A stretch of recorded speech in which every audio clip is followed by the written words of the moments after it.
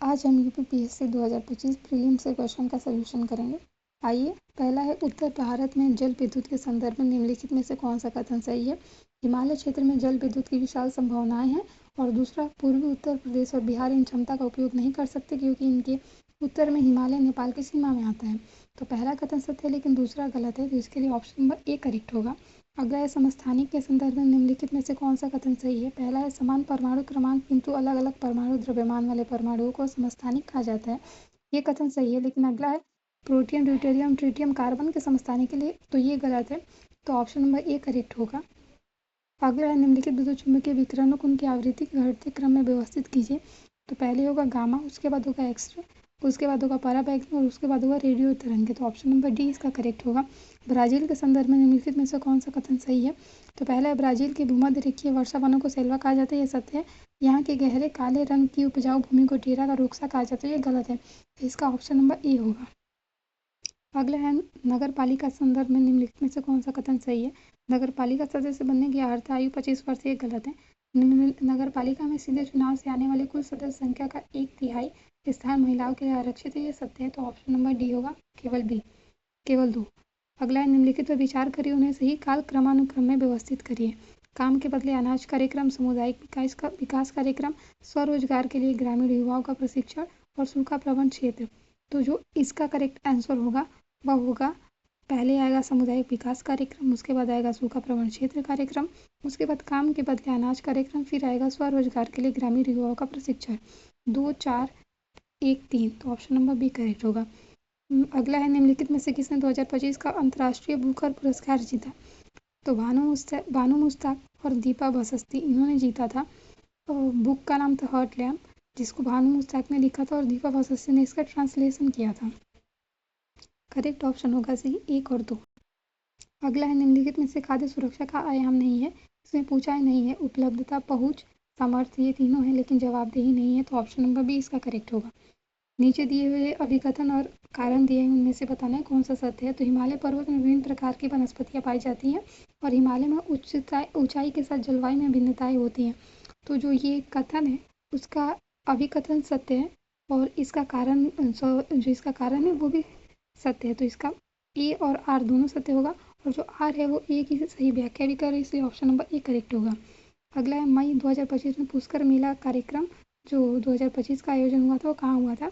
तो वो हुआ था राजस्थान, उत्तर प्रदेश या उत्तराखंड में। तो इसका आयोजन जो हुआ उत्तराखंड में हुआ था, तो इसके लिए ऑप्शन नंबर बी करेक्ट होगा। अगला ज्ञानपीठ पुरस्कार के संदर्भ में निम्नलिखित में से कौन सा कथन सही है। 58वां ज्ञानपीठ पुरस्कार जो है संस्कृत विद्वान जगत गुरु राम भद्राचार्य जी को प्रदान किया गया, ये सत्य है।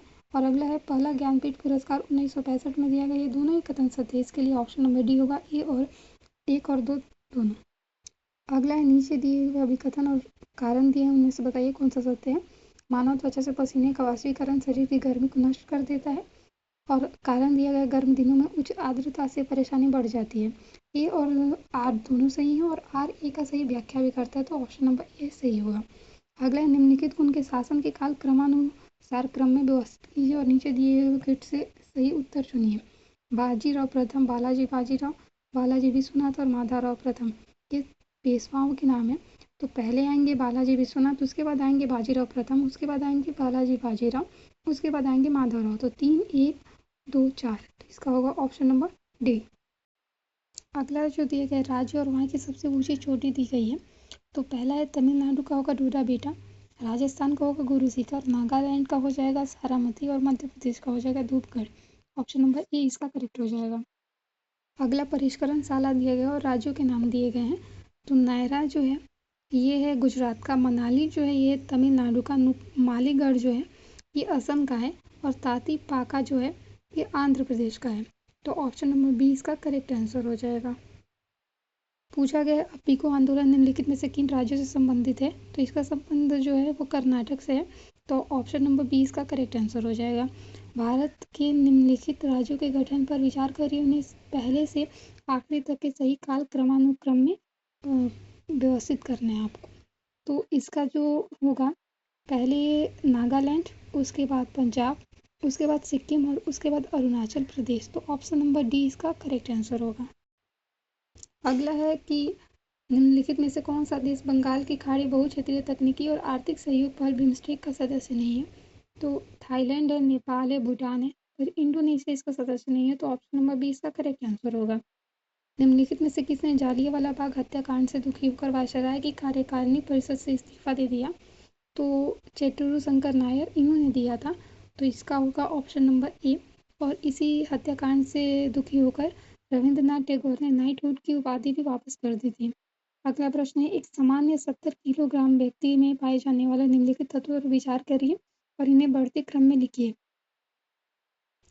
तो पहले होगा तांबा, उसके बाद होगा लोहा, उसके बाद सोडियम और पोटेशियम। तो इसका ऑप्शन नंबर डी करेक्ट होगा। अगला दिया गया निम्नलिखित दो कथन दिए गए हैं, कवि कथन है और दूसरा कारण है। पुरुषों और महिलाओं की आवाज़ें अलग अलग होती हैं। पुरुषों और महिलाओं में वोकल कॉर्ड की लंबाई और मोटाई अलग अलग होती है। दोनों ही कथन सही हैं और आर्य की सही व्याख्या भी कर रहे हैं, तो ऑप्शन नंबर ये सही होगा। अगला है ऑपरेशन ओलिविया के संदर्भ में निम्नलिखित में से कौन सा कथन सत्य है? यह ओडिशा के तट पर ओली और रेडियो कछुओं की सुरक्षा के लिए भारतीय तट रक्षकों की एक पहल है, ये सत्य है। ऑपरेशन ओलिविया अगस्त के महीने के दौरान चलाया जाता है, जो ओलिविया रेडले कछुओं के घोंसले बनाने में सहायता करती है, ये कथन सही नहीं है, तो ऑप्शन नंबर क्या होगा? एक करेक्ट होगा इसका। निम्नलिखित में से कौन सा कार्यक्रम योजना राष्ट्रीय शिक्षा नीति 2020 के उद्देश्यों को पूरा करता है? पूरा करने में शामिल नहीं है। तो पहला होगा उल्लास दीक्षा और भारत निर्माण कार्यक्रम। तो इसका जो होगा वो ऑप्शन नंबर बी होगा। पहला और दूसरा शामिल है लेकिन तीसरा शामिल नहीं और इसमें नहीं पूछा गया, तो ऑप्शन नंबर बी इसका करेक्ट होगा। अगला प्रश्न है वो है ठंडी महासागरीय धारा नहीं है पूछा गया है। तो अग्लुहास धारा और ब्राजील धारा ये दोनों गर्म धाराएं हैं, तो इसका होगा 1 और 2 ऑप्शन नंबर ए। अगला निम्नलिखित में से कौन सी जगह 1816 की सुगौली संधि के तहत ब्रिटिश ईस्ट इंडिया कंपनी द्वारा प्राप्त की गई थी? तो वो था शिमला, रानीखेत और नैनीताल। तो इसका ऑप्शन नंबर डी करेक्ट हो जाएगा। अगला प्रश्न है विश्व जल आपूर्ति में निम्नलिखित स्रोतों पर विचार कर इन्हें अवरोही क्रम में व्यवस्थित करना है। तो पहले होगा महासागर, उसके बाद होगा ध्रुवीय बर्फ और हिमनद, उसके बाद होगा भूगर्भ जल भूजल और लास्ट में आएंगी नदियाँ। तो ऑप्शन नंबर सी है। और अगला प्रश्न है भारतीय संविधान के भाग और उनके विषय का निम्नलिखित में से कौन सा युग्म सम्मिलित नहीं है? तो भाग 4 का ए मौलिक कर्तव्य, भाग जो 6 है राज्य और भाग जो 11 नगर पालिकाओं के बारे में दिया गया है। तो पहला और दूसरा जो है वो सही है लेकिन तीसरा जो है वो गलत दिया गया है, तो इसके लिए ऑप्शन नंबर जो बी होगा वो करेक्ट होगा। अगला निम्नलिखित घटनाओं को उनके सही काल क्रमानुक्रम में व्यवस्थित करना है। पहला दिया अंग्रेजों द्वारा अवध का अधिग्रहण, इल्बर्ट मिल विवाद, नील विद्रोह, द्वितीय एंग्लो अफगान युद्ध। तो इसका जो सही क्रम हो जाएगा वो होगा पहले अंग्रेजों द्वारा अवध का अधिग्रहण किया गया, फिर नील विद्रोह होगा, फिर द्वितीय एंग्लो अफगान युद्ध और इल्बर्ट मिल विवाद। तो 1, 3, 4, 2 ऑप्शन नंबर सी होगा। निम्नलिखित में से कौन सा भारतीय उपन्यासकार और पत्रकार 2026 में अंतर्राष्ट्रीय बुकर पुरस्कार की 5 सदस्यीय जूरी का हिस्सा है? तो ये पूछा गया है। तो इसके जो हिस्सा थे वो रजनी चौहान थे, तो क्या होगा?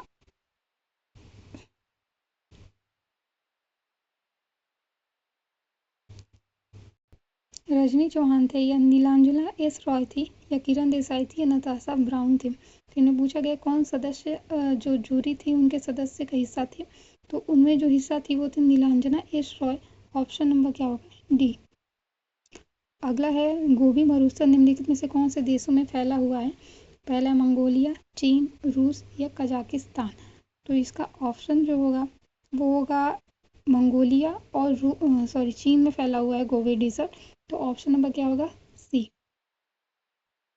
अगला दिया गया निम्नलिखित में से अम्ल और अम्ल में पाया जाता है, इनका कौन सा युग्म जो है वो सम्मिलित नहीं है? तो लैक्टिक अम्ल दही में ये पाया जाता है, टार्ट्रिक अम्ल अंगूर में ये भी पाया जाता है, और अगला एसिटिक अम्ल आलू में। ये गलत है, तो ऑप्शन नंबर क्या होगा? बी होगा। अगला है वो राज्य और राज्यसभा में सीटों की संख्या के बारे में दिया गया है।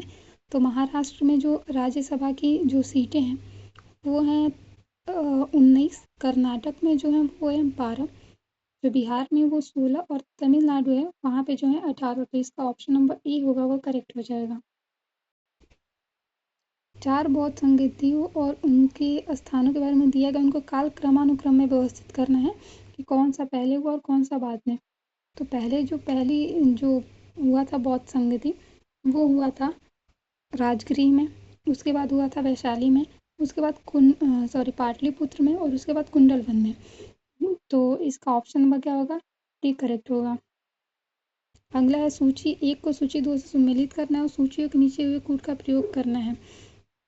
तो जो पतन दिए गए हैं और राज्य का नाम दिया गया है, तो इनमें जो पारादीप है वो उड़ीसा में है, जो तोतरीकोरिन है ये तमिलनाडु में है, काकीनाडा जो है ये आंध्र में है और अल्लुपूजा जो है केरला में है। तो ऑप्शन नंबर क्या होगा? ऑप्शन नंबर बी इसका करेक्ट हो जाएगा। अगला दिया गया है राज्य को उनके क्षेत्रफल के आधार पे आरोही क्रम में व्यवस्थित करना है। तो इसका जो हो जाएगा पहले हरियाणा, उसके बाद होगा पंजाब, उसके बाद होगा उत्तराखंड, उसके बाद हिमाचल प्रदेश। तो 1, 3, 4 और 2 ऑप्शन नंबर ए करेक्ट होगा। अगला जो दिया गया है अंतर्राष्ट्रीय पुलिस सहयोग के लिए ऑनलाइन पोर्टल भारत पोल निम्नलिखित में से किसके द्वारा विकसित किया गया? तो जो इसका विकास किया गया था वो केंद्रीय जांच ब्यूरो सीबीआई के द्वारा किया गया था। इसका ऑप्शन नंबर ए करेक्ट होगा। अगला है नई पंबन ब्रिज के संदर्भ में निम्नलिखित में से कौन सा कथन सही है? इसका निर्माण रेल विकास निगम लिमिटेड द्वारा किया गया, जो रेल मंत्रालय के तहत एक नवरत्न सार्वजनिक क्षेत्र की इकाई है और यह भारत का पहला वर्टिकल लिफ्ट रेलवे सी ब्रिज है। तो इसका जो है वो दोनों के दोनों ही कथन क्या है? सत्य हैं। तो ऑप्शन डी होगा, 1 और 2 दोनों। अगला दिए गए निम्नलिखित में से दिवस दिए गए तारीख और इनमें बताना है कौन सा सम्मिलित नहीं है। तो अंतर्राष्ट्रीय ओजोन दिवस 16 सितंबर सही है, विश्व पर्यावरण दिवस 5 जून सही है, विश्व वन्यजीव दिवस 22 मार्च ये गलत है।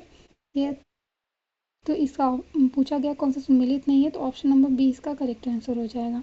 अगला है निम्नलिखित में से कौन सा युग्म सम्मिलित नहीं है? अगला बगलिहार डैम जो दिया गया वो चिनाब पे, पंडोल डैम जो रावी नदी पे, श्रीशैलम जो है वो तुंगभद्रा पे। तो इसका जो करेक्ट आंसर होगा वो होगा जो सम्मिलित नहीं है पूछा गया है, तो बगलिहार तो चिनाब पे है, पर दूसरा और तीसरा गलत है, तो इसका ऑप्शन नंबर डी करेक्ट हो जाएगा। अगला दिया गया बायोस्फीयर रिजर्व और राज्यों के नाम दिए गए हैं। नौक्रिक दिया गया है कि मणिपुर में, मानस असम, अगस्त्यमलाई केरल। तो इसका जो पूछा गया है कि सम्मिलित नहीं है, तो नौक्रिक जो मेघालय में है, तो पहला सम्मिलित नहीं है, तो ऑप्शन नंबर ए इसका क्या हो जाएगा? करेक्ट आंसर हो जाएगा। अगला निम्नलिखित में से किसके द्वारा वार्षिक भूजल गुणवत्ता रिपोर्ट 2024 तैयार की गई थी?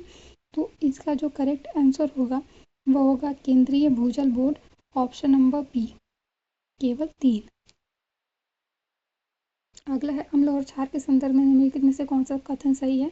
अम्लीय विलयन 7 से अधिक पीएच का होता है और क्षारीय विलयन पीएच से 7 से कम होता है। ये गलत है दोनों के दोनों कथन। अम्लीय विलयन जो होता है 1 से 7 तक होता है और क्षारीय विलयन जो होता है वो 7 से अधिक होता है। तो इसका होगा ऑप्शन नंबर डी, ना तो 1 ना ही ऑप्शन नंबर बी, ना तो 1 ना ही 2। अगला है कि सूची 1 को सूची 2 से सम्मिलित कीजिए और सूचियों के नीचे दिए हुए कूट का प्रयोग करके सही उत्तर चुनिए।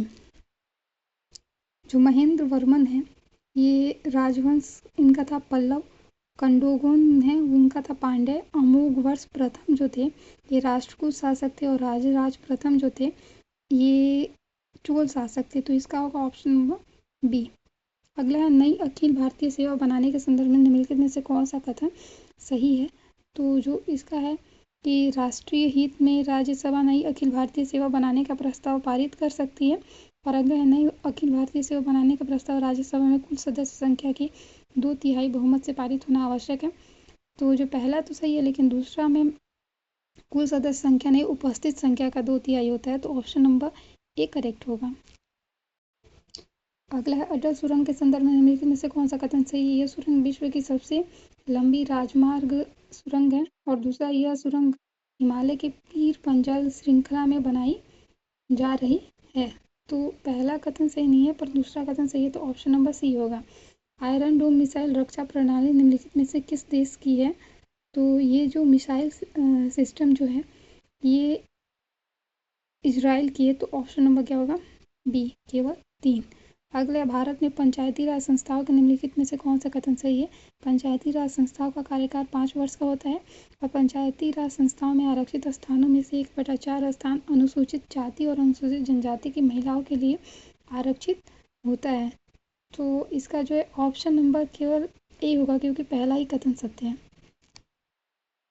अगला दिया गया वो दर्रा दिया गया और एक कहाँ है वो दिया गया और इन्होंने पूछा कौन सा सम्मिलित नहीं है।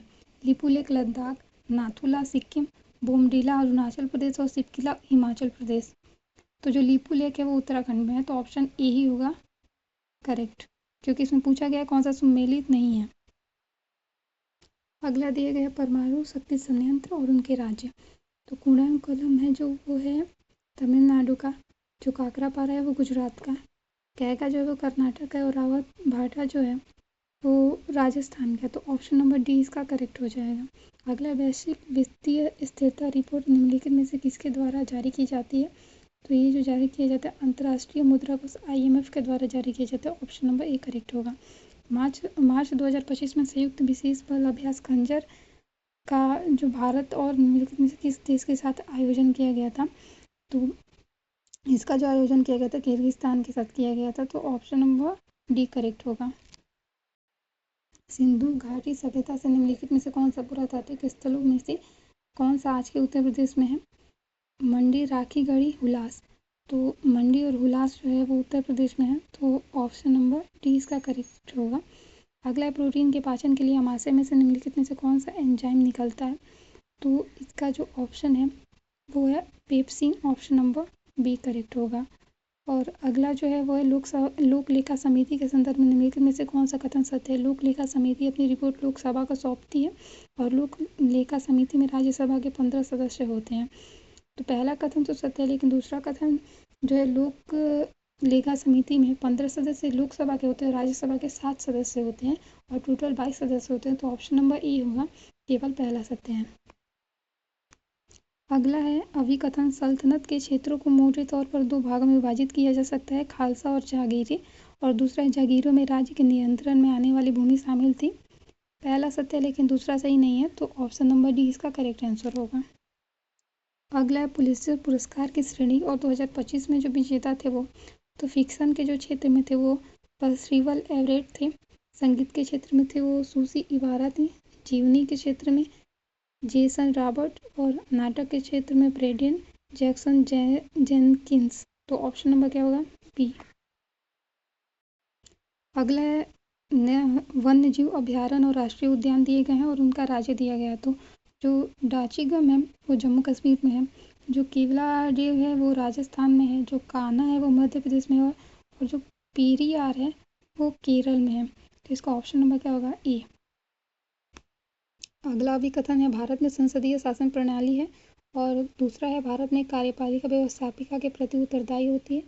ये दोनों ही कथन सत्य हैं। तो और जो आर है वो ए की सही व्याख्या भी कर रहा है, तो ऑप्शन नंबर ए इसका करेक्ट आंसर हो जाएगा।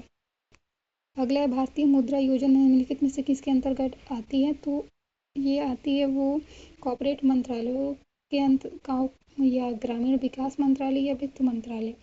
तो ये जो आता है वो वित्त मंत्रालय के अंतर्गत आता है, तो ये ऑप्शन नंबर बी करेक्ट होगा। निम्नलिखित में से कौन सी गैस हवा से हल्की होती है? हाइड्रोजन, क्लोराइड या सल्फर डाइऑक्साइड या हीलियम। तो जो हीलियम होती है वो हवा से भी हल्की होती है, तो ऑप्शन नंबर बी इसका करेक्ट आंसर हो जाएगा। और अगला जो क्वेश्चन है वो है कि 42वें संविधान संशोधन द्वारा भारतीय संविधान की प्रस्तावना में निम्नलिखित में से कौन से शब्द जोड़े गए थे? तो जो 3 शब्द जोड़े गए थे भारतीय संविधान में, समाजवादी, धर्मनिरपेक्ष और अखंडता। तो जो समाजवादी और धर्मनिरपेक्ष दिया गया है, तो पहला और दूसरा इसका करेक्ट आंसर हो जाएगा। अगला है बहुआयामी गरीबी सूचकांक के संदर्भ में निम्नलिखित में से कौन सा कथन सत्य है? इसे 2010 में विकसित और प्रस्तुत किया गया था, ये सत्य है। यह अत्यधिक गरीबी को मापता है, प्रतिदिन $1 से कम पर जीवन यापन करने वाले को शामिल करता है। दूसरा कथन गलत है, तो इसका ऑप्शन नंबर क्या हो जाएगा? ए सही हो जाएगा। अगला है पद्म विभूषण के क्षेत्र में और उनको विजेता कौन उनके बारे में पूछा गया। व्यापार और उद्योग के क्षेत्र में किसको मिला था? तो ये श्री ओजुम सुजुकी जो जापान के थे। साहित्य और शिक्षा के क्षेत्र में मिला था श्री MT वासुदेवन नायर और दवा के क्षेत्र में जो मिला था वो श्री D नागेश्वर रेड्डी और कला के क्षेत्र में श्री लक्ष्मी नारायण सुब्रमण्यम। तो इसका होगा ऑप्शन नंबर, जो इसका होगा करेक्ट वो ऑप्शन नंबर बी होगा।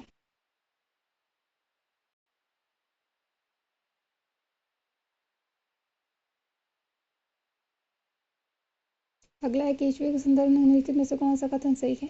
केंचुए मिट्टी की उर्वरता को बढ़ाते हैं और किसानों के मित्र के रूप में जाने जाते हैं। ये सही है। केंचुए में 2 जोड़ी हृदय होते हैं, गलत है। केंचुए में हार्ट के 5 चैम्बर होते हैं। तो जो पहला होगा वो ऑप्शन नंबर ए सही होगा। निम्नलिखित में से कौन सा कथन सही है। डॉल्फिन और व्हेल ब्लो होल्स के माध्यम से सांस लेती हैं और केंचुए अपनी त्वचा के माध्यम से सांस लेते हैं। तो इसका जो होगा 1 और 2 दोनों सही है, तो ऑप्शन नंबर डी सही होगा। अगला है लोकसभा और लोकसभा अध्यक्ष के बारे में पूछा गया है, तो इनका हमें मिलान करना है। तो जो 11वीं लोकसभा थे वो पी.ए. संगमा थे और 12वीं लोकसभा थी वो जी.एम. बाल योगी थे। 14वीं लोकसभा जो थी वो थे सोमनाथ चटर्जी और 17वीं जो थी वो ओम बिरला। तो ऑप्शन नंबर सी इसका करेक्ट आंसर हो जाएगा। अगला है मार्च 2025 में ऑपरेशन ब्रह्मा जो था वो निम्नलिखित में से किस देश को मानवीय सहायता प्रदान करने के लिए शुरू किया गया था। तो ये जो शुरू किया गया था म्यांमार के लिए, ऑप्शन नंबर सी इसका करेक्ट आंसर हो जाएगा। अभी कथन है खाद्य सुरक्षा अधिशेष खाद्य उत्पादन वर्षों में भी आवश्यक है और कारण है असमान वितरण और दुर्गम पहुंच के बाहर होने के कारण भूखमरी अभी भी हो सकती है। इसका होगा ए और आर दोनों सही है और आर ए की सही व्याख्या भी कर रहा है, तो इसका ऑप्शन नंबर ए हो जाएगा। अगला नगर दिया गया वो किस नदी के किनारे, इसे हमें सुमेलित करना है। तो जो नगर दिया गया है वो बुदापेस्ट सुमेलित नहीं है, ये पूछा गया ऑप्शन में। तो बुदापेस्ट जो है वो डेन्यूब, कोलोन जो है राइन, न्यू ऑरलियंस मिसौरी या हैदराबाद पेलेरू। तो इसका ऑप्शन होगा ऑप्शन नंबर बी, क्योंकि हैदराबाद जो है वो मूसी नदी के किनारे, तो ऑप्शन नंबर बी इसका करेक्ट आंसर हो जाएगा। निम्नलिखित में से भारत की संसद में वित्तीय समिति है जो लोक लेखा समिति ये भी है, प्राकलन समिति, सार्वजनिक उपक्रम समिति, ये तीनों समिति हैं, तो ऑप्शन नंबर बी इसका करेक्ट आंसर हो जाएगा। लाइकेन के संदर्भ में निम्नलिखित में से कौन सा कथन सही है। लाइकेन प्रदूषक के अच्छे संकेतक होते हैं।